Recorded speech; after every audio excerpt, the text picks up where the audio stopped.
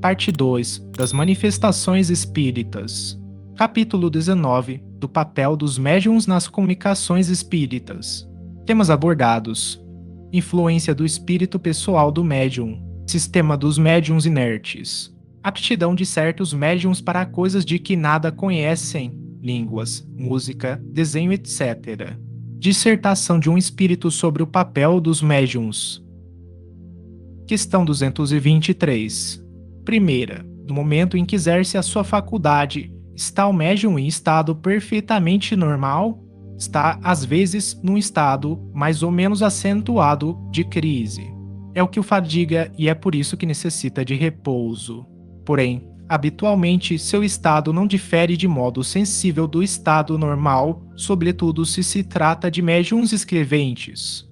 Segunda, as comunicações escritas ou verbais também podem emanar do próprio espírito encarnado no médium?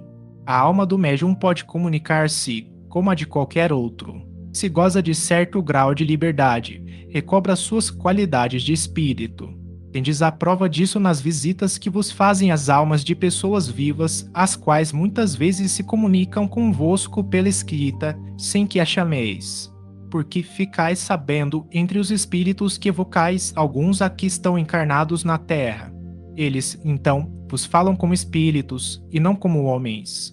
Porque não se havia de dar o mesmo com o médium? Segunda A. Não parece que esta explicação confirma a opinião dos que entendem que todas as comunicações provêm do espírito do médium, e não de espírito estranho.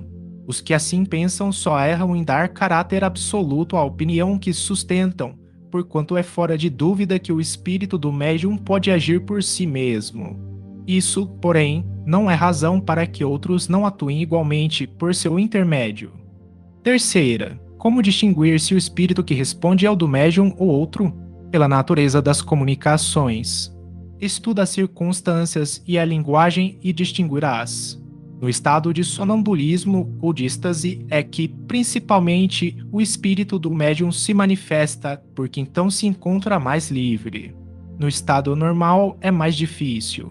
Aliás, há respostas que se lhe não podem atribuir de modo algum. Por isso é que te digo, estuda e observa.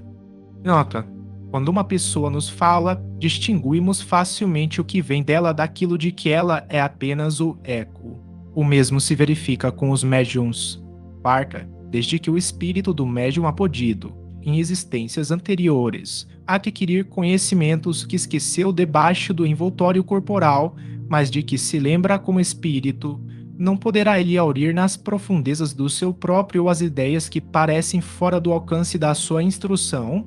Isso acontece frequentemente no estado de crise sonambúlica ou estática, porém, ainda uma vez repito, há circunstâncias que não permitem dúvida.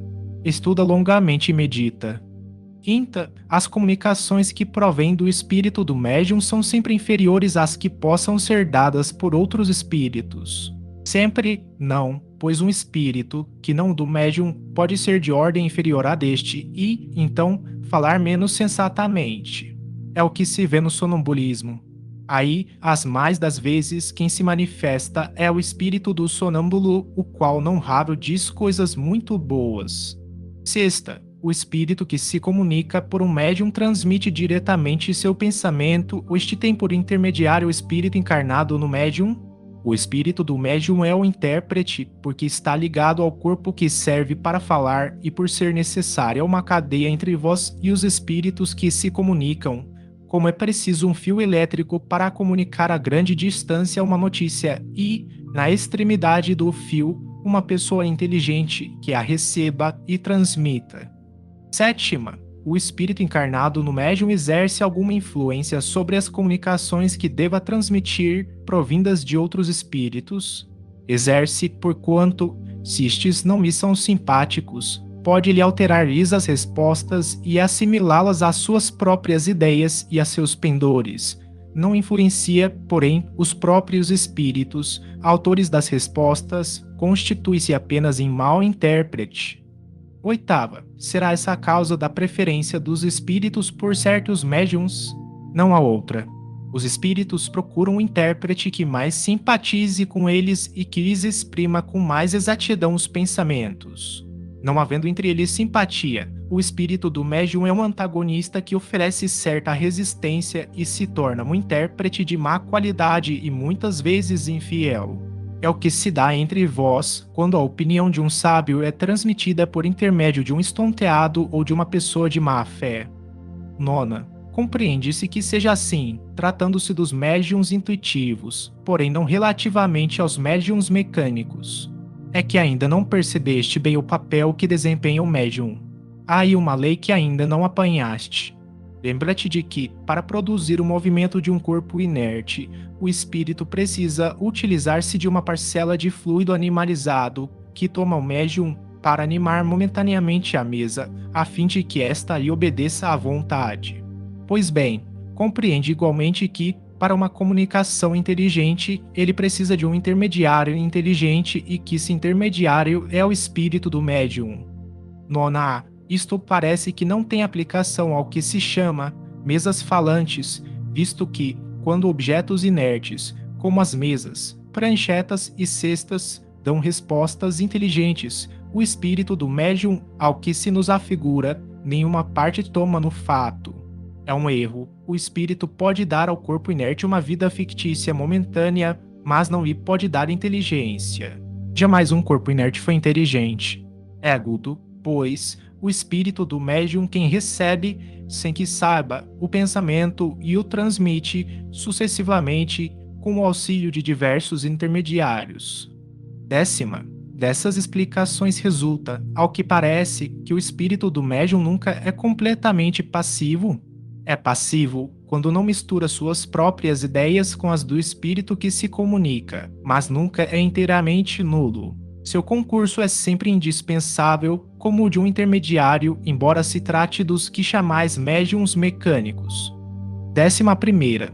Não haverá maior garantia de independência no médium mecânico do que no médium intuitivo? Sem dúvida alguma, e, para certas comunicações, é preferível um médium mecânico, mas, quando se conhecem as faculdades de um médium intuitivo, torna-se indiferente conforme as circunstâncias. Quero dizer que há comunicações que exigem menos precisão. 12ª. Entre os diferentes sistemas que se hão concebido para explicar os fenômenos espíritas, há um que proclama estar a verdadeira mediunidade num corpo completamente inerte, na cesta ou no papelão, por exemplo, que serve de instrumento, que o espírito manifestante se identifica com esse objeto e o torna, além de vivo, inteligente, donde o nome de médiuns inertes dado a esses objetos. Que pensais desse sistema? Pouco aqui dizer a tal respeito, e é que, se o espírito transmitisse inteligência ao papelão, ao mesmo tempo que a vida, aquele escreveria sozinho, sem o concurso do médium. Fora singular que o homem inteligente se mudasse em máquina e que um objeto inerte se tornasse inteligente. Esse é um dos muitos sistemas oriundos de ideias preconcebidas e que caem, como tantos outros, ante a experiência e a observação. 13ª. Um fenômeno bem conhecido poderia abonar a opinião de que nos corpos inertes animados há mais do que a vida, o das mesas, cestas, etc., que, pelos seus movimentos, exprimem a cólera ou a afeição. Quando um homem agita colérico um pau, não é o pau que está presa de cólera, nem mesmo a mão que o segura, mas o pensamento que dirige a mão. As mesas e as cestas não são mais inteligentes do que o pau. Nenhum sentimento inteligente apresentam, apenas obedecem a uma inteligência. Numa palavra, o espírito não se transforma em cesta, nem nela se domicilia.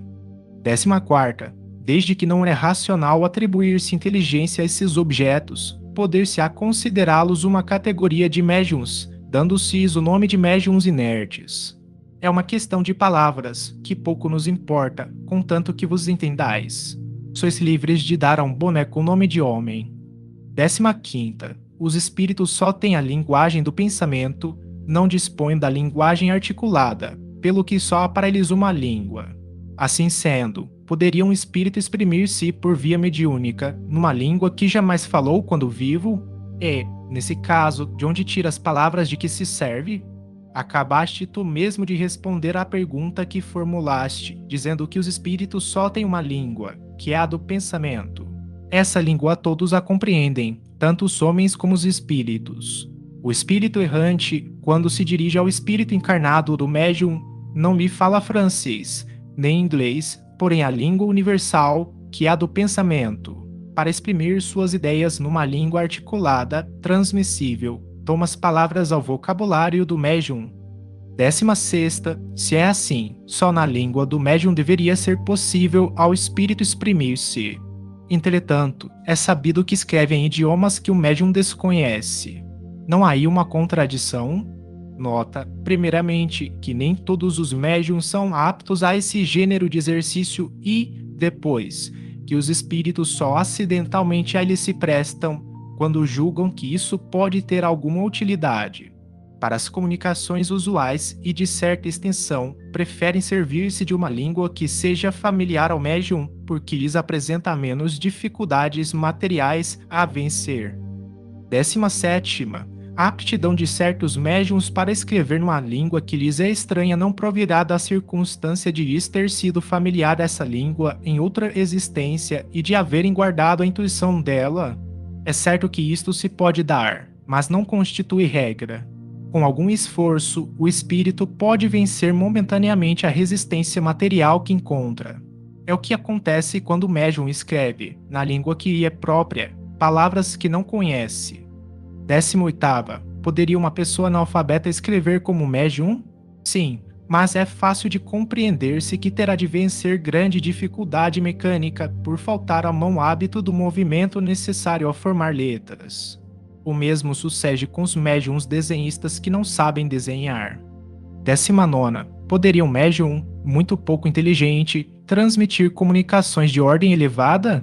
Sim, pela mesma razão porque um médium pode escrever numa língua que lhe seja desconhecida. A mediunidade propriamente dita independe da inteligência, bem como das qualidades morais. Em falta de instrumento melhor, pode o espírito servir-se daquele que tem à mão. Porém, é natural que, para as comunicações de certa ordem, prefira o médium que lhe ofereça menos obstáculos materiais.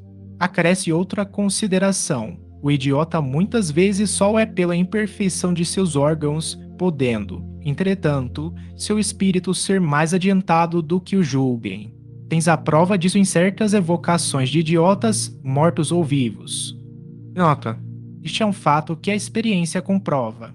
Por muitas vezes temos evocado idiotas vivos que hão dado patentes provas de identidade e responderam com muita sensatez e mesmo de modo superior.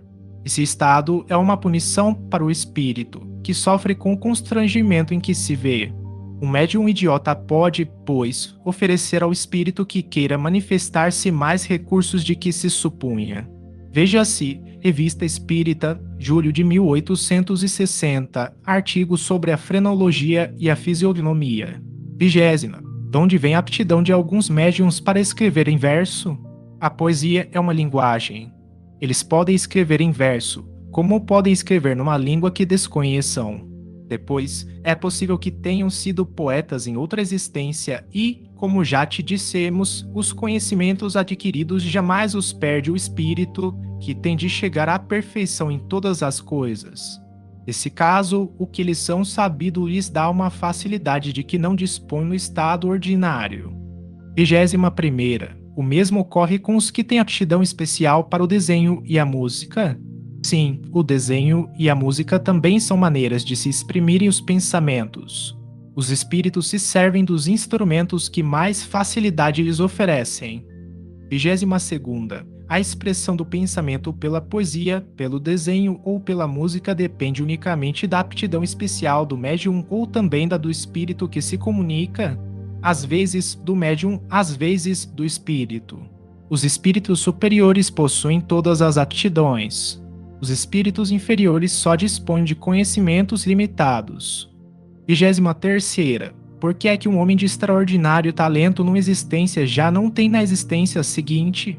Nem sempre assim é, pois que muitas vezes ele aperfeiçoa numa existência o que começou na precedente.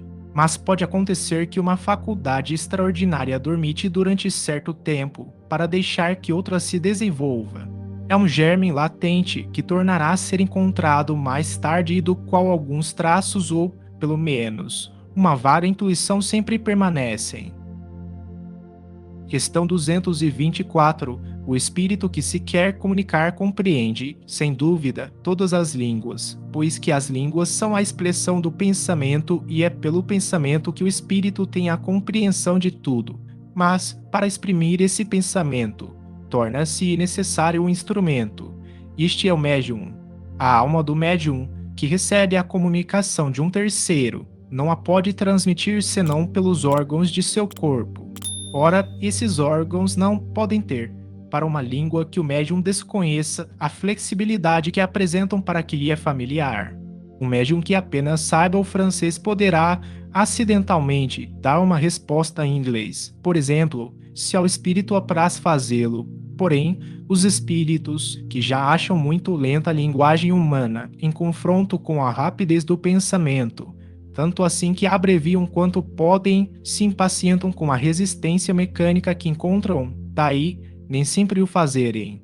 Essa também é a razão por que o médium novato, que escreve penosa e lentamente, ainda que na sua própria língua, em geral não obtém mais do que respostas breves e sem desenvolvimento. Por isso, os espíritos recomendam que, com um médium assim, só se dirijam perguntas simples. Para as de grande alcance, faz-se mistério um médium desenvolvido, que nenhuma dificuldade mecânica ofereça ao espírito. Ninguém tomaria para seu ledor um estudante que estivesse aprendendo a soletrar. Um bom operário não gosta de servir-se de maus instrumentos. Acrescentemos outra consideração de muita gravidade no que concerne às línguas estrangeiras. Os ensaios deste gênero são sempre feitos por curiosidade e por experiência. Ora, nada mais antipático aos espíritos do que as provas a que tentem sujeitá-los. A elas jamais se prestam os espíritos superiores, os quais se afastam logo que se pretende entrar por esse caminho. Tanto se comprazem nas coisas úteis e sérias, quanto lhes repugna ocuparem-se com coisas fúteis e sem objetivo. Égudo, dirão os incrédulos, para nos convencermos e esse fim é útil, porque pode granjear adeptos para a causa dos espíritos. A isto respondem os espíritos: a nossa causa não precisa dos que têm orgulho bastante para se suporem indispensáveis. Chamamos a nós os que queremos, e estes são quase sempre os mais pequeninos e os mais humildes. Fez Jesus os milagres que pediam os escribas? E de que homem se serviu para revolucionar o mundo? Se quiserdes convencer-vos de outros meios dispondes, que não há força, começai por submeter-vos. Não é regular que o discípulo imponha sua vontade ao mestre. Daí decorre que, salvo algumas exceções, o médium exprime o pensamento dos espíritos pelos meios mecânicos que estão à disposição e também que a expressão desse pensamento pode e deve mesmo, as mais das vezes, ressentir-se da imperfeição de tais meios. Assim, o homem inculto, o campônio, poderá dizer as mais belas coisas, expressar as mais elevadas e as mais filosóficas ideias, falando como Campônio, porquanto, conforme se sabe, para os espíritos o pensamento a tudo sobrepuja. Isto responde a certas críticas a propósito das incorreções de estilo e de ortografia que se imputam aos espíritos, mas que tanto podem provir deles, como do médium. Apegar-se a tais coisas não passa de futilidade. Não é menos pueril que se atenham a reproduzir essas incorreções com exatidão minuciosa, conforme o temos visto fazerem algumas vezes. Licito-lhe, portanto, corrigi-las sem o mínimo escrúpulo, a menos que caracterizem o espírito que se comunica, caso em que é bom conservá-las como prova de identidade. Assim é, por exemplo, que temos visto um espírito escrever constantemente Júlia sem o S, falando a seu neto, porque, quando vivo, escrevia desse modo, muito embora o neto, que lhe servia de médium, soubesse perfeitamente escrever o seu próprio nome. Questão 225. A dissertação que se segue, dada espontaneamente por um espírito superior, que se revelou mediante comunicações de ordem elevadíssima, resume, de modo claro e completo, a questão do papel do médium, qualquer que seja a natureza dos médiums escreventes, quer mecânicos ou semimecânicos, quer simplesmente intuitivos. Não variam essencialmente os nossos processos de comunicação com eles. De fato, Nós nos comunicamos com os espíritos encarnados dos médiums da mesma forma que com os espíritos propriamente ditos, tão só pela irradiação do nosso pensamento.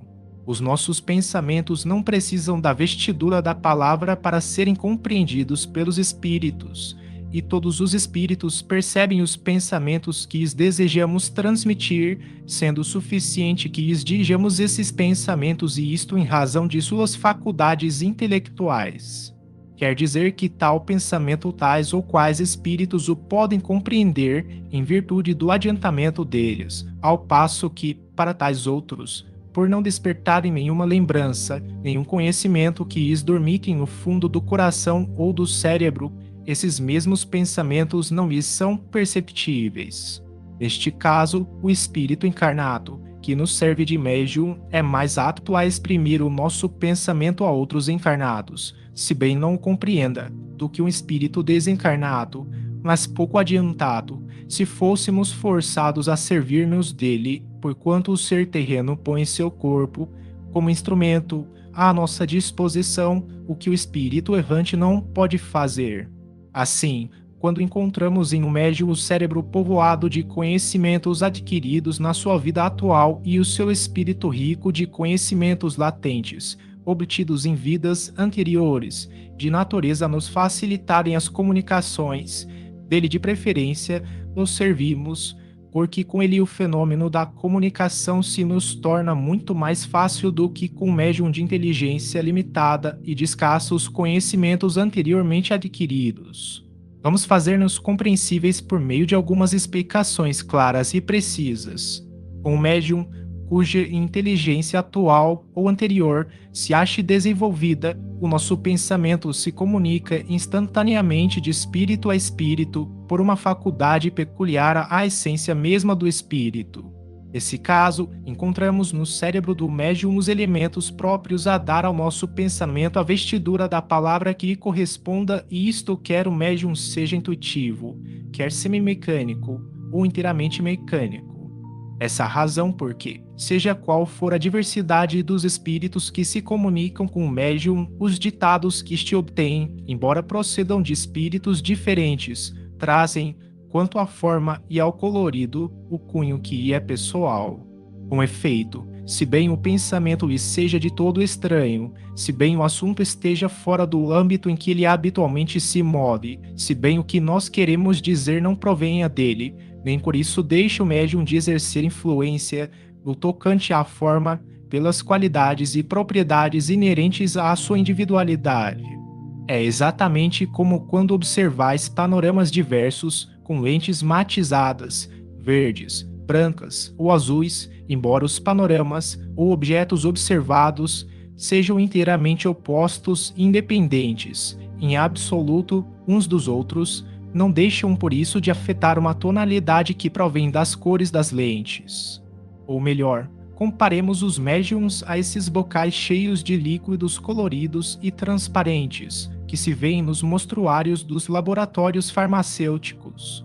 Pois bem, nós somos como luzes que clareiam certos panoramas morais, filosóficos e internos, por meio dos médiums azuis, verdes ou vermelhos, de tal sorte que os nossos raios luminosos, obrigados a passar através de vidros mais ou menos bem facetados, mais ou menos transparentes, isto-é, de médiums mais ou menos inteligentes, só chegam aos objetos que desejamos iluminar, tomando a coloração, ou melhor, a forma de dizer própria e particular desses médiums. Enfim, para terminar com uma última comparação, nós, os espíritos, somos quais compositores de música, que hão composto ou querem improvisar uma área e que só têm à mão ou um piano, um violino, uma flauta, um fagote ou uma gaita de 10 centavos. É incontestável que, com o piano, o violino ou a flauta, executaremos a nossa composição de modo muito compreensível para os ouvintes. Se bem sejam muito diferentes uns dos outros os sons produzidos pelo piano, pelo fagote ou pela clarineta, nem por isso a composição deixará de ser idêntica em qualquer desses instrumentos, abstração feita dos matizes do som. Mas se só tivermos à nossa disposição uma gaita de 10 centavos, aí está para nós a dificuldade. Efetivamente, quando somos obrigados a servir-nos de médiuns pouco adiantados, muito mais longo e penoso se torna o nosso trabalho, porque nos vemos forçados a lançar mão de formas incompletas, o que é para nós uma complicação, pois somos constrangidos a decompor os nossos pensamentos e a ditar palavra por palavra, letra por letra, constituindo isso uma fadiga e um aborrecimento, assim como um entrave real à presteza e ao desenvolvimento das nossas manifestações. Por isso é que gostamos de achar médiuns bem adestrados, bem aparelhados, munidos de materiais prontos a serem utilizados, uma palavra, bons instrumentos, porque então o nosso perispírito, atuando sobre o daquele a quem medianizamos, nada mais tem que fazer senão impulsionar a mão que nos serve de lapiseira ou caneta, enquanto, com os médiuns insuficientes, somos obrigados a um trabalho análogo ao que temos quando nos comunicamos mediante pancadas, isto é, formando, letra por letra, palavra por palavra, cada uma das frases que traduzem os pensamentos que vos queiramos transmitir. É por estas razões que, de preferência, nos dirigimos para a divulgação do Espiritismo e para o desenvolvimento das faculdades mediúnicas escreventes, as classes cultas e instruídas, embora seja nessas classes que se encontram os indivíduos mais incrédulos, mais rebeldes e mais imorais. É que, assim como deixamos hoje aos espíritos galhofeiros e pouco adiantados o exercício das comunicações tangíveis, de pancadas e transportes, assim também os homens pouco sérios preferem o espetáculo dos fenômenos que lhes afetam os olhos ou os ouvidos aos fenômenos puramente espirituais, puramente psicológicos. Quando queremos transmitir ditados espontâneos, atuamos sobre o cérebro, sobre os arquivos do médium e preparamos os nossos materiais com os elementos que ele nos fornece, isto à sua revelia. É como se tomássemos a bolsa somas que ele aí possa ter e puséssemos as moedas que as formam na ordem que mais conveniente nos parecesse. Mas quando o próprio médium é quem nos quer interrogar, bom é reflita nisso seriamente, a fim de nos fazer com método as suas perguntas, facilitando-nos assim o trabalho de responder a elas. Porque, como já te dissemos em instrução anterior, o vosso cérebro está frequentemente em inextricável desordem e, não só difícil, como também penoso se nos torna mover-nos no dédalo dos vossos pensamentos. Quando seja um terceiro quem nos haja de interrogar, é bom e conveniente que a série de perguntas seja comunicada de antemão ao médium, para que este se identifique com o espírito do evocador e dele, por assim dizer, se impregne, porque, então, nós outros teremos mais facilidade para responder, por efeito da afinidade existente entre o nosso perispírito e o do médium que nos serve de intérprete.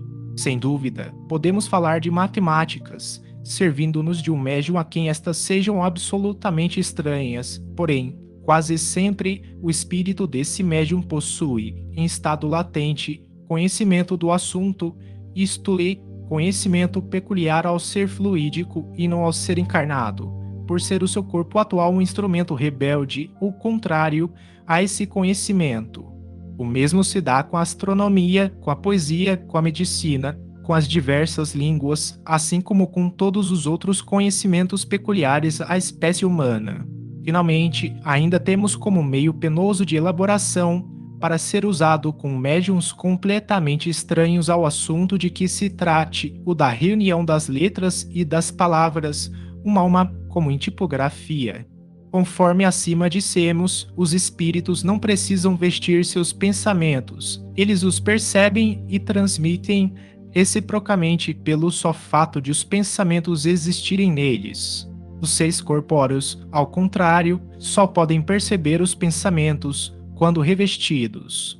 Enquanto a letra, a palavra, o substantivo, o verbo, a frase, em suma, vos são necessários para perceberdes, mesmo mentalmente, as ideias, nenhuma forma visível ou tangível nos é necessária. Erasto e Timóteo. Nota: Esta análise do papel dos médiuns e dos processos pelos quais os espíritos se comunicam é tão clara quanto lógica. Dela decorre, como princípio, que o espírito aure não as suas ideias, porém os materiais de que necessita para exprimi-las no cérebro do médium e que, quanto mais rico em materiais for esse cérebro, tanto mais fácil será a comunicação. Quando o espírito se exprime num idioma familiar ao médium, encontra neste, inteiramente formadas, as palavras necessárias ao revestimento da ideia. Se o faz numa língua estranha ao médium, não encontra neste as palavras, mas apenas as letras. Por isso é que o espírito se vê obrigado a ditar, por assim dizer, letra a letra, tal qual como quem quisesse fazer que escrevesse alemão uma pessoa que desse idioma não conhecesse uma só palavra. Se o médium é analfabeto, nem mesmo as letras fornece ao espírito. Preciso se torna este conduzir-lhe a mão, como se faz a uma criança que começa a aprender. Ainda maior dificuldade a vencer encontra-aí o espírito. Estes fenômenos, pois, são possíveis e há deles numerosos exemplos, compreende-se, no entanto, que semelhante maneira de proceder pouco apropriada se mostra para comunicações extensas e rápidas e que os espíritos hão de preferir os instrumentos de manejo mais fácil ou, como eles dizem, os médiuns bem aparelhados do ponto de vista deles. Se os que reclamam esses fenômenos, como meio de se convencerem, estudassem previamente a teoria, haviam de saber em que condições excepcionais eles se produzem.